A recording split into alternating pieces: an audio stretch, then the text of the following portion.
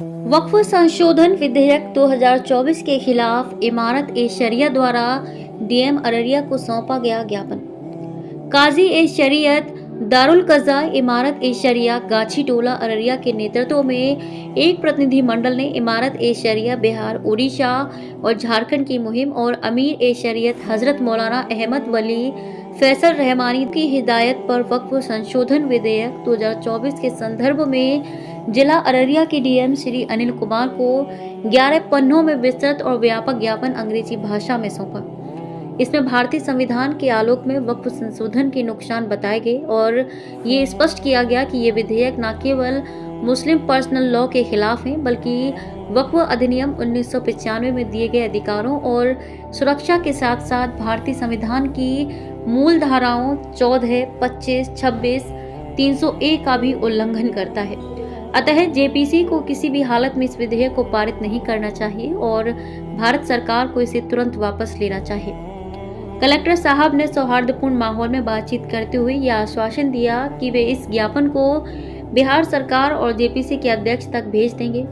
DM के अच्छे व्यवहार से प्रतिनिधिमंडल के सभी सदस्य बेहद प्रभावित हुए। ये स्पष्ट रहे कि वक्फ संशोधन विधेयक 2024 के संबंध में पहले दिन से ही हजरत अमीर ए शरीयत की हिदायत पर इमारत ए शरिया सभी राष्ट्रीय संगठनों को साथ लेकर इस विधेयक के खिलाफ विभिन्न तरीकों से काम कर रही है। सभी राष्ट्रीय संगठनों के प्रमुखों ने देश की सत्ताधारी पार्टी को संबोधित करते हुए कहा कि हम सभी सामूहिक रूप से इस वक्फ संशोधन विधेयक को खारिज करते हैं और सरकार से इसे तुरंत वापस लेने की मांग करते हैं। इसके अलावा जेपीसी को ईमेल भेजने के लिए इमारत ए शरिया के कार्यकर्ताओं ने गांव-गांव जाकर मेहनत की, जिसके परिणाम स्वरूप 3,66,37,385 ईमेल जेपीसी को भेजे गए। साथ ही अमीर ए शरीयत की हिदायत पर गांव-गांव में वक्फ के संबंध में जागरूकता कार्यक्रम आयोजित किए जा रहे हैं और ये सिलसिला अब भी जारी है। प्रतिनिधि मंडल में मौलाना अब्दुल तब्बाब कासमी, काजी ए शरीयत दारुल कज़ा इमारत ए शरिया बीरनगर बसहरिया अररिया, मौलाना मोहम्मद सरफराज आलम रहमानी उपकाजी ए शरीयत दारुल कज़ा इमारत ए शरिया गाछी टोला अररिया, मौलाना शाहिद आदिल कासमी प्रिंसिपल मदरसा इस्लामिया यतीम खाना अररिया, तहफ़्फ़ुज़ ए शरीयत जो कि हाट के महासचिव मौलाना अब्दुल वारिस, जमीयत उलेमा के उपाध्यक्ष मुफ्ती हुमायूं इकबाल नदवी, सामाजिक कार्यकर्ता इम्तियाज़ अनीस उर्फ लड्डू, अब्दुल गनी लबी पूर्व अध्यक्ष वक्फ बोर्ड कमेटी अररिया, कारी जसीम हाफिज सब्बीर, शिक्षक मकतब इमारत ए शरिया अररिया, कमरुल हुदा और फजलुर रहमान सहित अन्य लोग शामिल थे। अमीर शरीयत बिहार, उड़ीसा, झारखंड हज़रत मौलाना अहमद वली फैसल रहमानी दामत बरकातहुम की हिदायत के मुताबिक जगह जगह बल्कि मुल्क के मुख्तलिफ़ कोने कोने और ख़ास तौर से बिहार, उड़ीसा, झारखंड के इलाके में वक्फ़ जो अभी संशोधन बिल पेश किया गया है पार्लियामेंट में और जो अभी जेपीसी में है उसी के ख़िलाफ़ में हम तमाम के तमाम मिली तंजीमें यहाँ मौजूद हैं। सब के सब लोग तहरीक चला रहे हैं और उसके ख़िलाफ़ हर जगह आवाज़ भी उठा रहे हैं। ये जो तरमीम जो हुकूमत ने किया है इसमें बहुत सारी ख़राबियाँ हैं और सही बात यही है कि ये हुकूमत जो है वक्फ़ की जायदाद को हड़पना चाहती है ये संशोधन कर करके। जो बहुत सारे आप देखेंगे जब उसको पढ़ेंगे तो ऐसा समझ में आ रहा है कि वो संविधान से भी टकराता है। ख़ास तौर से जो संविधान के आर्टिकल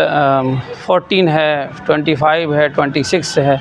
इस तरह 29, 32 ये तमाम जो बुनियादी दफ़ात हैं इससे टकराता है। इसलिए हम तमाम लोग मिल कर के इसकी मुखालफत कर रहे हैं और आज डीएम अररिया को आज इसी सिलसिले में एक मेमोरेंडम सौंपा है। तो डीएम अररिया के ज़रिए से ये बात सीएम यानी जनाब नीतीश कुमार तक पहुँचे और इसके बाद जो जीपीसी के चेयरमैन है जगदम्बिका पाल वहाँ तक पहुँचे। इसीलिए हम तमाम लोगों ने आज मेमोरेंडम सौंपा है। देखिए, इमारत शरिया बिहार, उड़ीसा, झारखंड के तत्वाधान में अभी एक तहरीक चली है। हजरत जो अमीर शरीयत है उनका एक